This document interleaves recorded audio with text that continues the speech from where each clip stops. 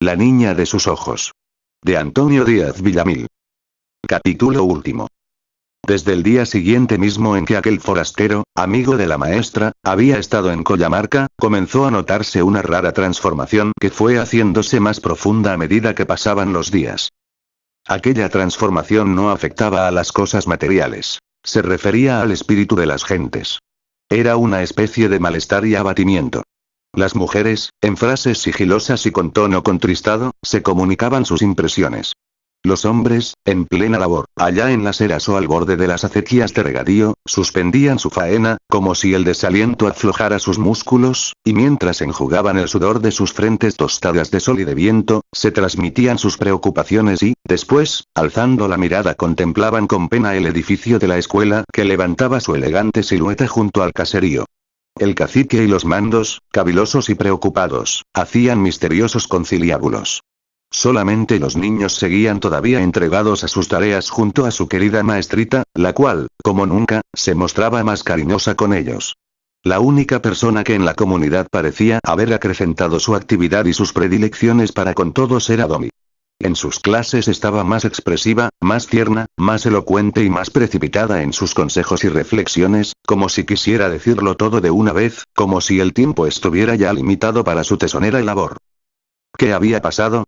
Al principio, una simple noticia difundida por las dos muchachas que sirvieron aquella noche cuando la señorita cenaba con el huésped del automóvil hizo conocer a los pobladores de Collamarca los pormenores de la conversación y de los propósitos que Domi y su amigo habían llegado a definir para realizarlos muy pronto. ¿Que aquel señor quería a la señorita maestra? Claro. ¿Cómo no había de quererla? ¿Acaso ellos mismos no hacían otro tanto para agradecerle todo el inmenso bien que les estaba haciendo?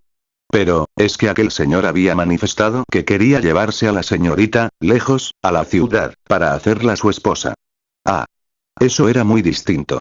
Eso lo vería aquel intruso, porque para impedirlo, para disputarse a su maestrita estaban ellos. Todos, sin excepción, defenderían su derecho de propiedad sobre su querida señorita. No permitirían jamás que un extraño, por muy señor que fuera, viniera a arrebatárselas con la alevosía de un ladrón. No en vano habían transcurrido 6 años de vida teniendo a esa admirable mujer como origen y fuente de todos sus beneficios, de su alegría y de su tranquila prosperidad. No en vano durante esos 6 años la habían obedecido ciegamente y cumplido con fervor y constancia sus órdenes e iniciativas. No en vano habían munido a sus hijos de cuanto la maestrita les había pedido para alimento, decencia y comodidad de los niños. Los hombres habían renunciado con heroico esfuerzo al licor y a la coca, demolido sus antiguas chozas para levantar, como ella les aconsejara, esas nuevas casitas en las que vivían libres de bichos y de enfermedades. No en vano habían renunciado a las brutales orgías de sus alferados, al sortilegio de los brujos y a las viejas rencillas que habían sido la ley de su vida pasada. Ni habían invertido todo el producto de su trabajo en vestir mejor ellos y sus hijos, en alimentarse mejor, en levantar esa escuela de la cual había brotado todo ese milagro de superación. No en vano todos, hombres, mujeres y niños, la amaban tanto y la consideraban como el genio tutelar, más beneficioso que los achachilas y las deidades tradicionales de la raza. No. Ellos, todos ellos pelearían como fieras el día en que aquel hombre egoísta y envidioso se atrevería a presentarse en Collamarca para reclamar a la maestrita. Sí. Ellos defenderían el orgullo de su comunidad. Defenderían a esa mujer extraordinaria. Pelearían y morirían, si fuera preciso, por la autora de la redención y de la felicidad del poblado. Así discurrían los hombres y las mujeres de Collamarca después de que llegaron a sus oídos las primeras noticias sobre la conversación que habían escuchado los allegados a la casa de la señorita cuando fue hospedado el forastero.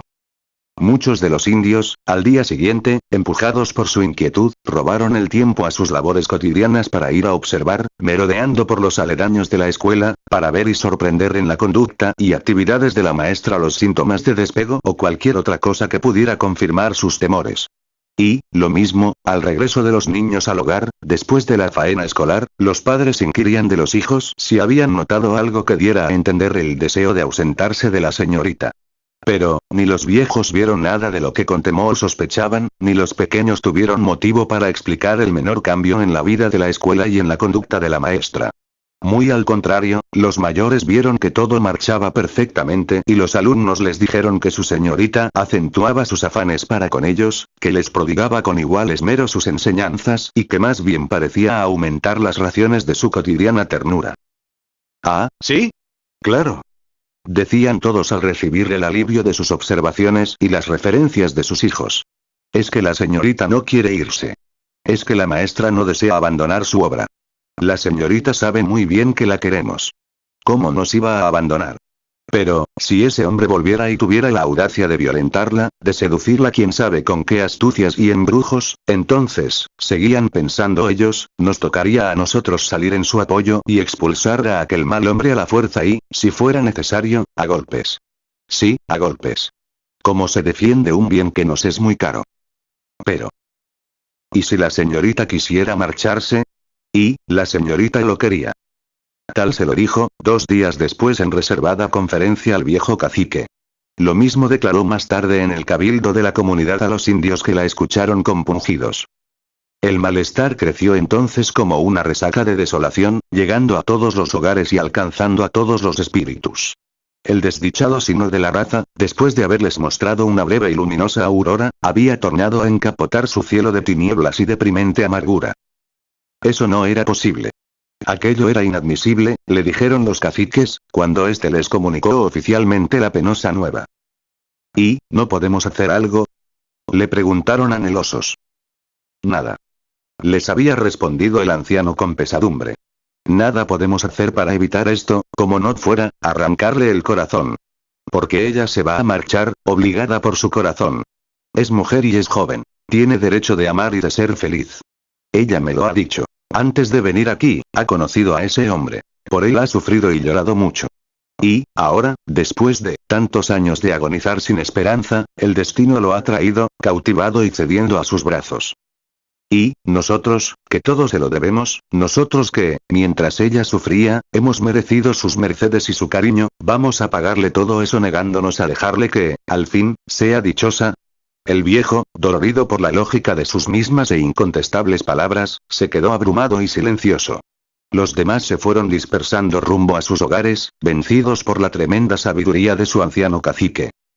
Aquella noche, Domi, acostada en su cama, proyectaba para el día siguiente la grata tarea de ir preparando sus cosas para la partida. Estaba henchida de satisfacción. Aquel día había dado el paso más penoso y difícil. La entrevista con el cacique y la declaración ante el cabildo para anunciar y acordar su partida. Es cierto que comprendió el mal rato que había dado a los indios, por eso había llamado nuevamente al cacique para desnudar sinceramente la verdad de su situación sentimental. Al principio había creído que podría encubrir lo definitivo de su ausencia, mintiéndole un viaje temporal con la promesa de volver luego. Pero, no se atrevió a tal simulación, al recordar que ella precisamente había inculcado en todos el culto a la verdad hasta haber conseguido hacer sinceras y veraces a esas gentes envilecidas secularmente desde el día de la conquista por la mentira y el fraude, por la hipocresía y la traición de sus dominadores de ayer y de sus amos de hoy. Encubrir en tal forma su ausencia habría sido destruir con criminal torpeza una obra bella, acaso la mejor, lograda tan paciente y fervorosamente a través de los años. No. Era imposible que ella hiciera eso, cuando a lo menos había que dejarles ratificado hasta el último instante el amor a la verdad. Por tal consideración había resuelto hablar al cacique con absoluta sinceridad. Y vio con alegría que su conducta fue comprendida y apreciada por aquel venerable anciano con la clarividencia y abnegación que tienen los hombres que han vivido mucho y que conocen el corazón humano. Por eso, después de su confidencia, escuchó de los labios del viejo las palabras más generosas y de dolorida resignación para sufrir la inminente ausencia. En fin, ya había pasado todo aquello. Ahora, regocijándose plácidamente entre la tibieza de su lecho, se dio a soñar en su dicha próxima y a restaurar con su fantasía todo lo que en el tiempo pasado, dichoso y lejano, había edificado con su ilusionado apasionamiento. Es cierto momento de aquella noche de ensonación no pudo de pronto definir si aquella melodía que comenzó a escuchar era parte de su sueño o producto de un agente exterior y ajeno a su persona. Era una música medrosa y dolorida que discordaba con la dulzura de sus pensamientos. Una melodía increcendo que parecía haber brotado de una breña de la pampa infinita en que ella había vivido tantos años y que se difundía por los ámbitos hasta cubrir la extensión de la meseta. Parecía la voz solemne de toda una raza que llegaba a golpear sobre su corazón, para recordarle que esa su felicidad de amor era una cosa pequeñita en comparación con la inmensidad de ese reclamo que se alzaba de todas partes y que la envolvía y que la estrujaba, que le penetraba por los sentidos y por los poros del cuerpo. Se le figuraba que una pena enorme luchaba allá afuera, bajo el cielo de la puna, pugnando por elevarse al cielo hasta llegar a una lejana estrella brillante y solitaria, cuya imperturbabilidad parecía retar a las fuerzas de abajo. Y que esa pena, convertida en nube, en ola y en huracán quisiera subir a descolgar aquella estrella impasible para traerla hacia un lugar de la pampa y colocarla sobre una casa blanca parecida a la escuela y allí tenerla como un núcleo de luz y de calor. Luego le pareció que esa estrella, vencida al fin por los elementos de la tierra andina, era ella misma, y que la nube, la ola y el huracán, amansándose, aquietándose y humanizándose se convertían en una muchedumbre de gentes indias en las que pronto reconoció a sus pequeños y queridos alumnos y a los demás habitantes de Coyamarca, los cuales, formando en torno a ella una ronda grandiosa, cantaban y bailaban a la luz que ella misma, convertida en estrella, proyectaba en torno de la escuela.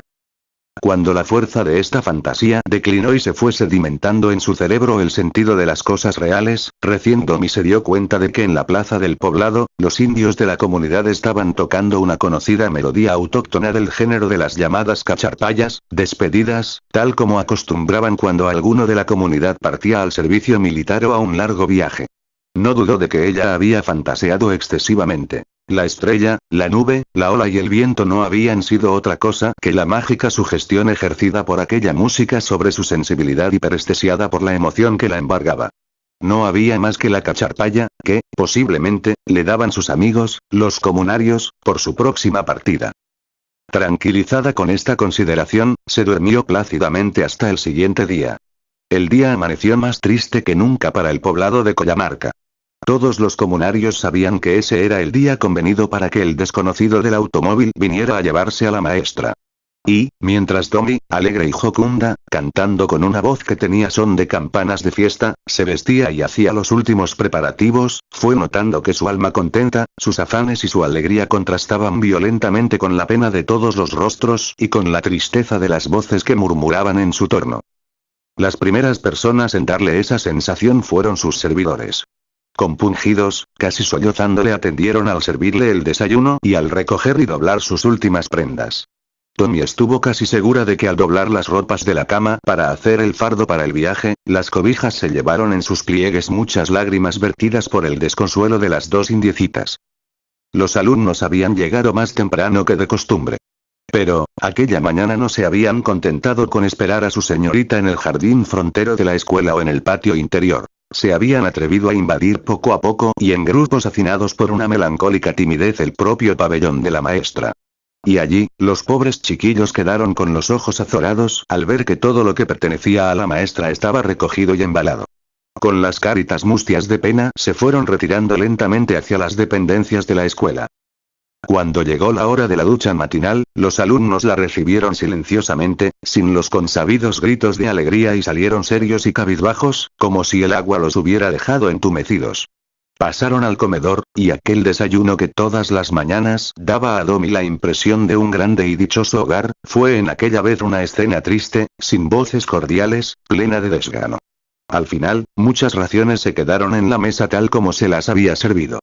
De tal manera fue haciéndose patente la anticipada nostalgia de sus queridos discípulos que Domi por primera vez se dio cuenta de que su partida iba a producir un doloroso desgarramiento en las almas delicadas y sensitivas de aquellos niños que se habían acostumbrado a pasar junto a ella más tiempo que en sus mismos hogares. Y, a pesar de su alegría clarísima de que para ir en pos de su dicha personal le sería preciso romper torpemente los fuertes vínculos que con esa gente la tenían sujeta. Esa noción le sugirió luego otra. La de su egoísmo, porque, al darse solo a su amor estaba en trance de ser inhumana, destruyendo esa felicidad colectiva que ella misma había creado y fomentado en tantos años de abnegados afanes. Era lógico, entonces, lo que estaba haciendo. Podría irse, así nomás, dejando en pos de sí tantos anhelos malogrados y tantos afectos mal pagados. Sensitiva y delicada siempre, Tommy no pudo ya libertarse del efecto de esas impresiones. Siguió empero sus preparativos, completando los últimos detalles para su viaje. Pero al hacerlo le pareció que a sabiendas y conscientemente estaba produciendo un daño irreparable. Sintió desazón y disgusto contra sí misma y le pareció que sus sueños y proyectos con Joaquín estaban relegándose a un segundo plano, porque en su espíritu había acabado por irrumpir la elocuente influencia de cuanto le rodeaba como una fuerza cada momento más poderosa para retenerla. Entró al aula en donde la costumbre y la disciplina consciente ya había reunido a los niños. Retardó cuanto pudo sus pasos hacia la mesa. Parecía un reo que debía comparecer ante un severo tribunal para dar cuenta de su conducta. Ocupó por fin su sitio desde el cual todas las mañanas, año tras año, había dirigido las alegres faenas escolares. Aquella vez ya no haría lo mismo. Se trataba tan solo de despedirse de sus pequeños amiguitos. Con su voz estrujada por la emoción y por la ternura dio sus últimos consejos y pronunció al final la tristísima palabra del adiós que se quebró en sus labios, dando a la escena mayor patetismo. Como si de pronto se hubiera alzado una enorme compuerta que hasta ese momento estuviera conteniendo la emoción de ese centenar de niños, estalló en el aula el llanto de todos ellos, inconsolable, caudaloso, sollozante, porque era la pena sincera y sin trabas de aquellas almas tiernas que se vertía sin límite en toda su inmensa significación. Tommy se contagió de esa pena y conteniendo la expansión de su corazón salió de la sala para esconder su llanto, que era también sincero y sentido porque, al fin y al cabo, toda esa ternura desolada que había respondido a su adiós era lo que ella misma había sembrado en esas almas, ternura dolorida que se había alzado para reprocharle su inconsecuencia y, quién sabe, su traición también.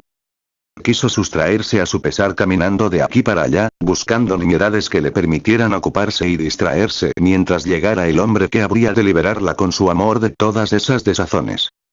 No tuvo que esperar mucho. Por el camino de la pampa asomaba, vertiginoso y potente, como el deseo de su amado, el carro que conducía a Arenal para llevársela. Los alegres bocinazos del automóvil al detenerse en la explanada fueron como el somatén que difundiera la alarma y el barullo en Collamarca. Los chiquillos salieron en tumulto a agruparse delante de la escuela. Las mujeres y los viejos salieron de sus casas y bajaron a prisa a la plazoleta. Los labradores, dejando su trabajo, corrieron a través de los senderos de la gleba para reunirse con los demás. Los pastores dejaron a los perros la vigilancia del ganado para correr detrás de los agricultores. Toda la comunidad se halló congregada en torno de la escuela y compartiendo una misma inquietud y ahogando en los pechos la misma protesta contra su mala ventura. Arenal bajó del carro completamente ajeno al drama espiritual de aquellas gentes que comenzaron a rodearle, y no tuvo, por el momento, ojos más que para buscar a la amada mujer a quien venía a rescatar para su dicha.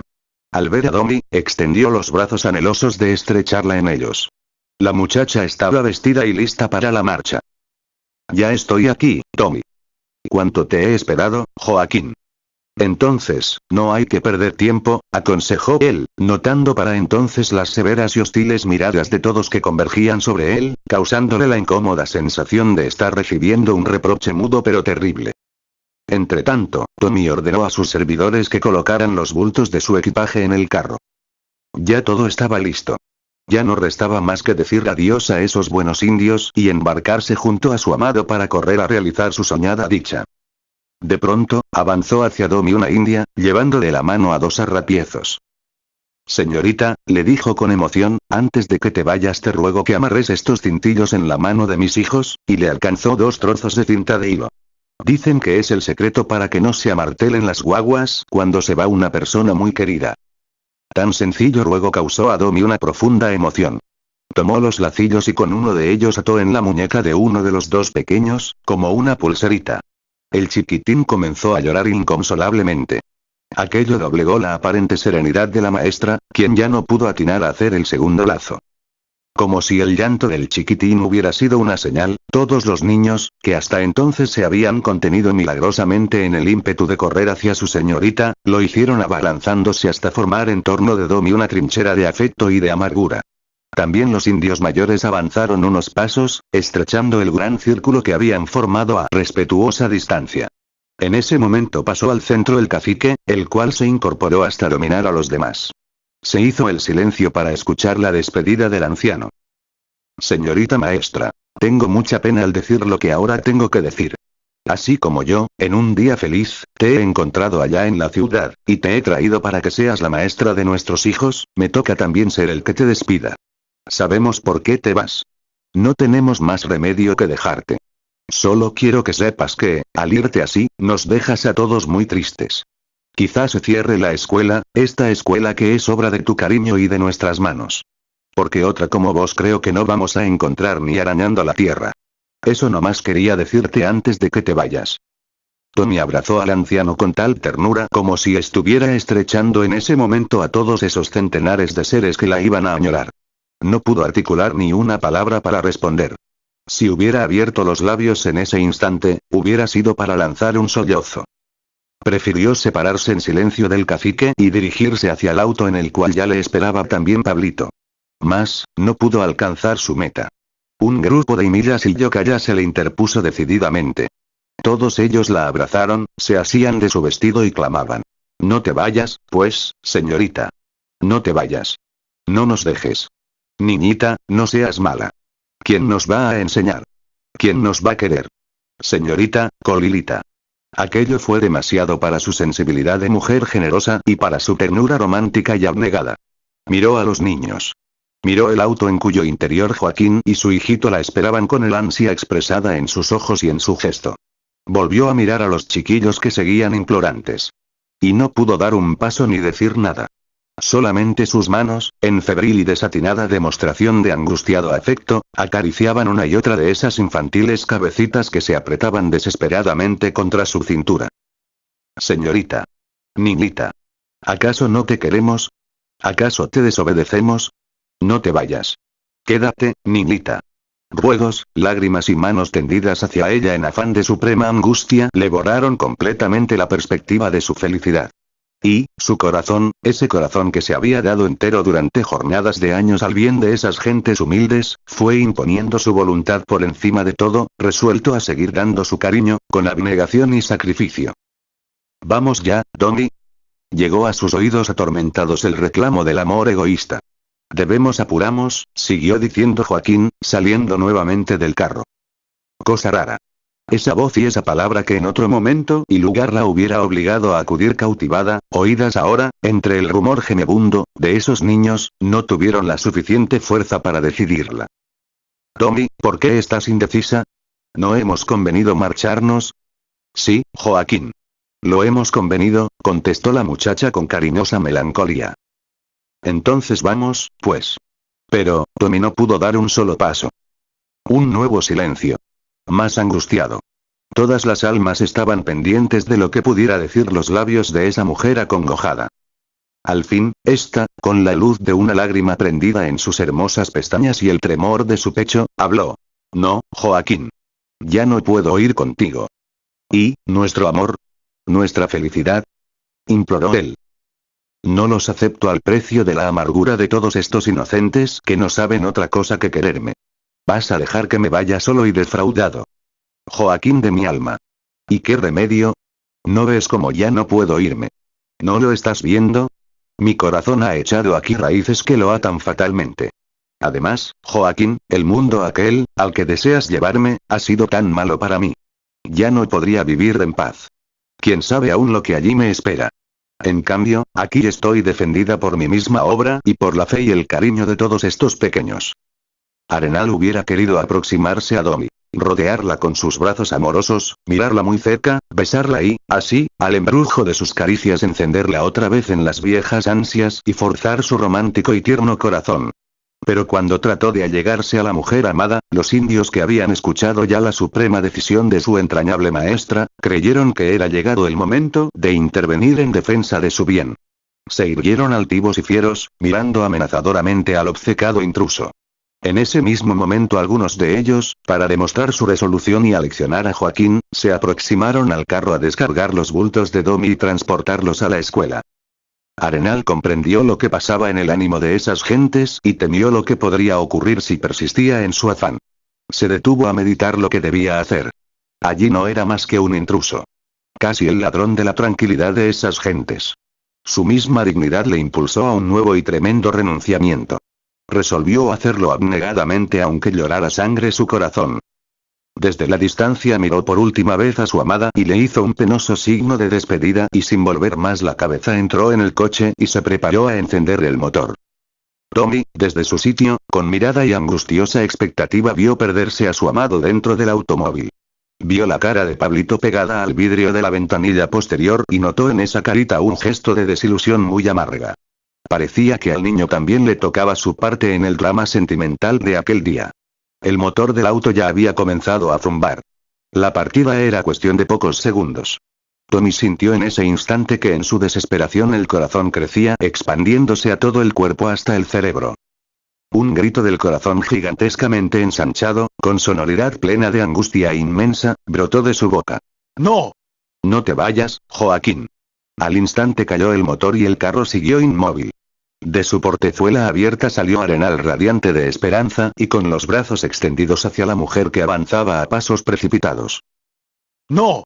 No me dejes. Sabiendo que te amo. Que no podré vivir ni trabajar lejos de ti. ¿Qué hago, entonces, amada mía? Quédate, Joaquín mío. ¿No se te ha ocurrido que puedes ser aquí compañero y ayuda en esta bella obra? Tienes razón, Tommy. Es la mejor solución que podemos hallar para nuestro destino. Tommy y Joaquín, tomados del brazo, marcharon jubilosos hacia el grupo de niños e indígenas. Estos, cambiando su alarma por franca complacencia, abrieron el grupo para dejar paso a la pareja. Arenal se volvió hacia su hijo para decirle: ven, Pablito. Tómate de la mano de esos niños y síguenos. El niño, obediente y contento, cumplió enseguida la orden de su padre. Sí, Tommy. Aquí nos casaremos y viviremos. Y, con nosotros vivirá este niño nacido en un país lejano, porque así lo impuso el orgullo de su madre. Será nuestro hijo, Joaquín. Sí, y además, un símbolo de la sublime comprensión de almas que se está operando en esta tierra. Bien mío. Amor mío. La maestra y su novio volvieron hacia la escuela rodeados del cariño multiplicado de los indios. Detrás, Pablito, el niño rubio, rodeado cordialmente por los chiquillos y tomado de las manos por 2 millas, siguió a su padre hacia su nuevo hogar de Collamarca. Fin de La niña de sus ojos.